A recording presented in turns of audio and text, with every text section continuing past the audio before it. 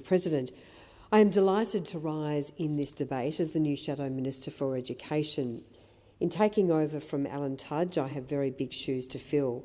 I would like to start by acknowledging Alan's exceptional work as the former Minister for Education. He is certainly a great loss to our team. Alan drove many important initiatives now being supported by the Albanese Government, including the Coalition's $2.2 billion research commercialisation agenda for the Australian university sector, including the magnificent $1.6 billion Economic Accelerator program. And I am delighted that this passed the Parliament yesterday, a key initiative, as I say, of the former Coalition Government. This is a program which will drive the translation and commercialisation of research to ensure that Australian universities can take more of their innovations and inventions to market. The initiative followed a review which found that while Australian universities undertake world-leading research and publish more than 100,000 academic papers, too often this did not result in tangible incomes. The Coalition is determined to support a new wave of commercial innovations in the same way that Australian research delivered the electronic pacemaker, penicillin, the black box flight recorder, Wi-Fi, cochlear implants, and even more in more recent times at Deakin University, the lightweight carbon fibre wheel, which started as a competition between Deakin University students and of course has now resulted in the magnificent advanced manufacturer carbon revolution. This is a program which will help bridge the valley of death when early stage research is often not progressed because of the risk and uncertainty of commercial returns.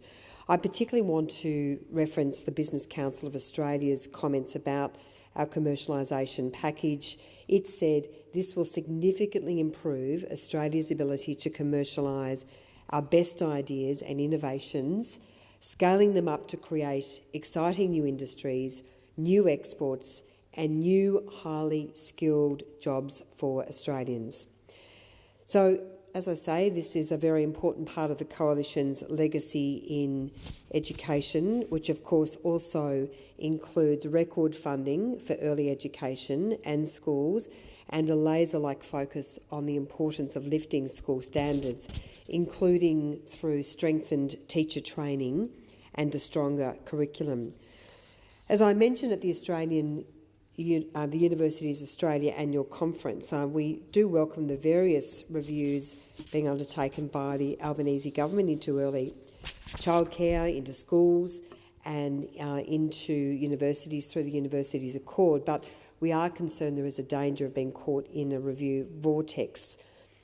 We simply cannot slow the pace of reform which is required to provide greater access to early childhood education and care, to reverse declining standards in our schools and teacher workforce pressures, and to ensure that we deliver the right skilled graduates to fuel our future workforce through our university and higher education sector. Over the past 2 decades, despite a 60% increase in real per-student funding, our school performance has gone backwards in absolute terms and comparatively to other nations. This is a cause of great concern for all Australians. Since 2000, Australia's performance in the PISA test for 15-year-olds in reading has declined by 26 points, or the equivalent of 9 months of schooling. In maths, we have fallen 33 points and in science, 24 points. To lift student performance, we must absolutely focus on ensuring we have a strong curriculum. We are teaching phonics in every classroom and that we are using explicit teaching models to support engaged classrooms. I have to say I was delighted to meet with a group of primary school principals yesterday from the government, Catholic and independent school sector who share a common goal to lift standards and to ensure that our students reach the very best of their potential. A crowded curriculum bogged down in bureaucracy and red tape which provides too little discretion for school principals and individual schools remains a very big issue in Australian primary schools, and it's certainly going to be a focus of my work as the Shadow Minister for Education. The former coalition government proposed a 3-pillar plan for our recovery, addressing what students are taught, how they are taught, and the environment in which they are taught. And so, in relation to the National School Reform Agreement, it is imperative that that funding is linked to targeted outcomes, particularly student performance and attendance. But I have to say it should not take another review and another 12 months, which delays the additional schools funding that Labor committed to deliver.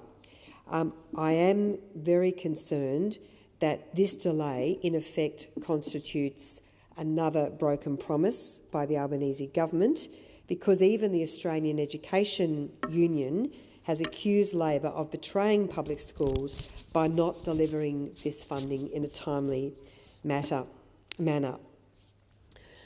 I also just want to reiterate the importance of returning to a 1-year diploma of education, another issue I raised in my Universities Australia address. And I am pleased that Education Ministers at their meeting on the 27th of February, about 4 days after I raised this, resolved to consider how a 2-year postgraduate teaching degree could be reduced to 12 months.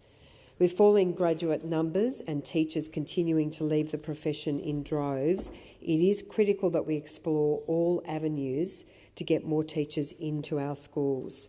A 1-year postgraduate teaching qualification will encourage more Australians, both graduates and professionals working in other careers, to switch to teaching, breaking down barriers to a career in teaching, and let's face it, it is a wonderful career, whilst safeguarding the quality and standards of teacher training is vital. It's actually backed up by the research which shows that there is no significant change in qualifications and in outcomes for teachers who do a 1-year postgraduate qualification compared with the 2 years master's degrees. And I do want to congratulate Premier Perrottet, who has taken such a strong lead by announcing that New South Wales will recognise a 1-year postgraduate teaching qualification. So New South Wales and the Liberals in New South Wales absolutely leading the way. And I do ask why Labor's Education Minister, Mr Clare, is dragging the chain. I also just want to call on the Albanese Government to take action on 2 other important issues in the time I have remaining. I have raised concerns about the Confucius Institutes in a range of Australian universities. I do acknowledge the higher education sector plays a vital role in combating foreign interference and influence and safeguarding our values in the face of increasing threats from others who want to do us harm. And while the government has said it will not approve any new agreements for a Confucius Institute at an Australian university, I am concerned that the Foreign Minister has not used her powers under the Foreign Relations Act introduced by the Coalition Government to cancel any of the existing agreements. This deeply conflicting position is very difficult to reconcile and needs to be urgently addressed. I also want to call on the Albanese Government to ensure that all of the important work of the coalition that we did in safeguarding academic freedom and freedom of speech on Australian university campuses is not undermined. I do note that 41 Australian universities have agreed to the model code developed by the Honourable Robert French, AC, a key recommendation of the Coalition's review of freedom of speech in Australian higher education providers. And so it is of concern that a number of universities, including the University of Melbourne, have adopted a position on an Indigenous voice to Parliament which could potentially undermine academic freedom. It's absolutely fundamental that academic freedom is preserved at all costs. It protects the rights of academics to engage in free, robust speech. As we know, it is incumbent upon all educational institutions to teach Australians how to think, not what to think, and academics who don't believe in free speech have no place at Australian universities. Thank you so much.